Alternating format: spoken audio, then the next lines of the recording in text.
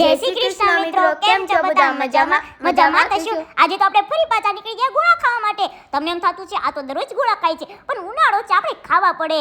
અને આજે તો અમે ઠોંડા નથી ગોળા ખાવા જતા, આજે તો અમે ધોળા ગોળા ખાવા જાવી છીએ. પપ્પા ફ્રી હતા એટલે પપ્પાને કહું ચાલો આપણે જઈએ ગોળા ખાવા. પછી તો ભાઈ બનાવવા માંડ્યા ગોળા. અને તમે કયા ફ્લેવરનો ગોળો ભાવે? મને તો ચોકલેટ ફ્લેવરનો ગોળો બહુ ભાવે હો. પછી તો ભાઈએ નાખી દીધો ભરીને આઈસ્ક્રીમ. પછી તો આપણે આવી ગયો છે ગોળો. તમને બધાને મોઢામાં પાણી આવ્યું ને? સાચું કહેજો હો. પછી આપણે ખાઈ લીધો ઠંડો ગોળો. ઉનાળામાં ગોળા ખાવાની કાંઈક અલગ જ મજા છે.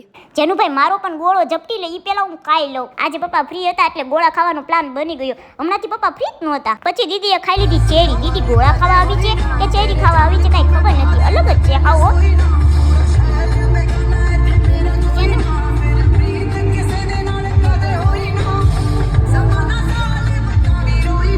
આપણે ગોળા ખાધા પછી કાંઈક છટપટું તો ખાવું પડે ને, એટલે આપણે પાવભાજી ખાઈ લીધી. આ મારા રંગોળાની પ્રખ્યાત પાવભાજી છે. તમે બધાય ખાધી છે કે નહીં? મેં તો ઘણી વાર ખાઈ લીધી હો. પછી તો આપણે અહીંયા દેવાય તાપા બોર્ડરને પણ જોઈ લીધા અને તેમના દર્શન પણ કરી લીધા. ઘરે આવીને પપ્પાએ જેનુને કામે લગાડી દીધો. ઈ પણ જોવો શું કામે લગાડી દીધો.